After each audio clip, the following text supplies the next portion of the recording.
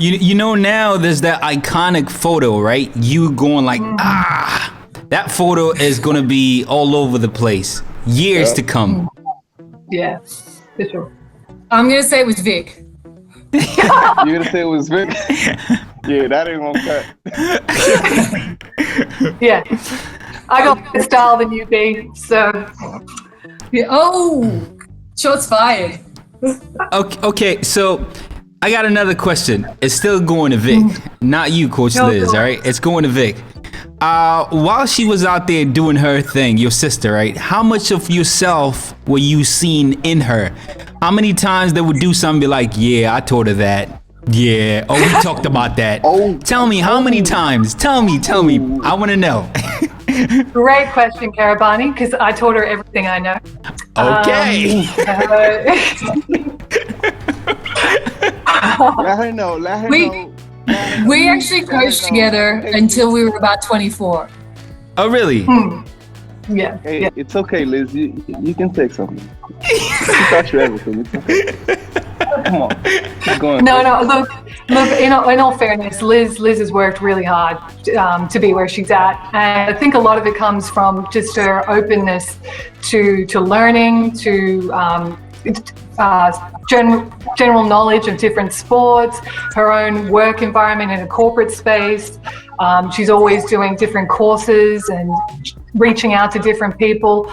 So no, it's all her, 110%. I claim no credit. You claim no credit? Now, hey, you gotta be like, I taught her how to be competitive. That's what Liz has always been way more competitive than me. I was the captain. I was always the captain. But Liz I'm gonna tell you why we're competitive. Because we want to be because we're younger siblings. Yeah. Exactly. Yes, I want to be. Listen, my brother got me to go over the edge. So yeah, it's well, not for 110% sure. Liz. It's 50-50. Yeah, Right, Liz? 100%. They drive you 100%. over the edge without knowing it. Yeah. okay. I do want to dive in real quickly because I know we're probably going to spend a lot of time on this topic, right? Or maybe not spend a lot of time, just move real quick, but it's going to be one of those ugly questions and real quick. Now, Yep. Streets is talking. You know, streets are always talking. Streets always have something to talk about. And now the streets are talking. Like, how were you able to take this team that wasn't able to go all the way to AfroBasket for so many years, 28 years? They had this old coach. What was he doing wrong? And what did you do right? How come you got it just like that? What's the word? Credit goes to all the coaches that worked with Morans prior to me coming in. Obviously, they laid the foundation, and I can't take credit for that. I believe that I came in just to elevate this team to a more international standard. The former coaching staff didn't have the ability to break down film, analyze games, look at advanced stats, or move this team towards a more international style of basketball because they just haven't had a lot of experience at the continental level. And that's no shame. Like, Kenya hasn't been participating in these kind of events for a long time. So it's hard to gain experience when the team isn't competing. So for me, I just had a more experience, more qualified, and I think we can all agree the team played a lot differently to how they played in Rwanda. And that's a credit to, obviously the foundation that was laid by former coaches, but I helped them elevate to a next level, which allowed them to qualify for AfroBasket. Straight up. Now I'm going to ask you something else, and please be real. I know a lot of people will go out there and try to discredit. Unfortunately, that's the way the world is. Because you're a woman, one way or the other. Now tell me if this is the case or not. Do you feel some of this talk out there is because you're a woman? Some of this unwarranted talk? Or is it something else? Is there some other thing that's happening out there?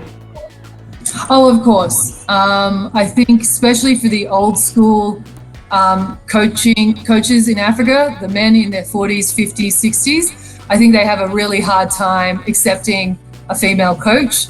And I also think haters are going to hate, and there's always going to be supporters for former coaches or former, like Ivan, if you go to a new team and you replace the superstar in that old team, there's people who are going to straight up hate you because you replaced their idol.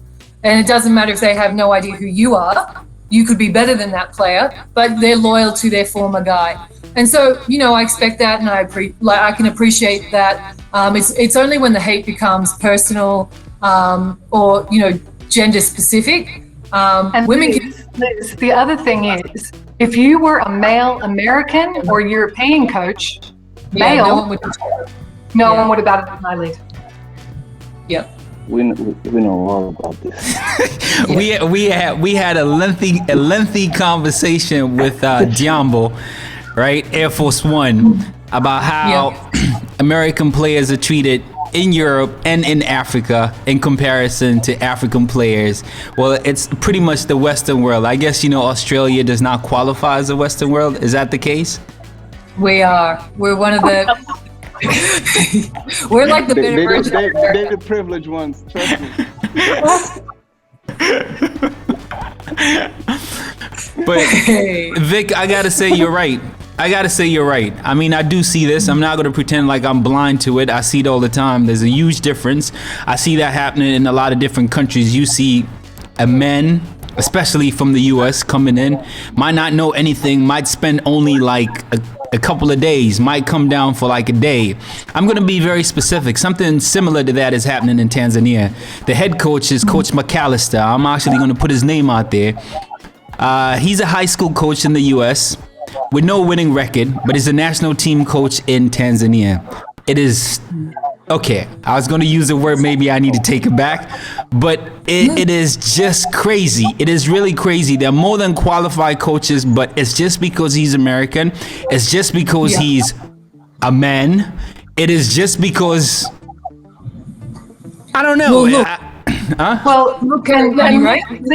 Liz, I was going to say, right, the fact is so many foreign coaches will come to Africa and just, like a week before the tournament and be like, okay, play this certain style. They have no real appreciation for how the game is played in Africa.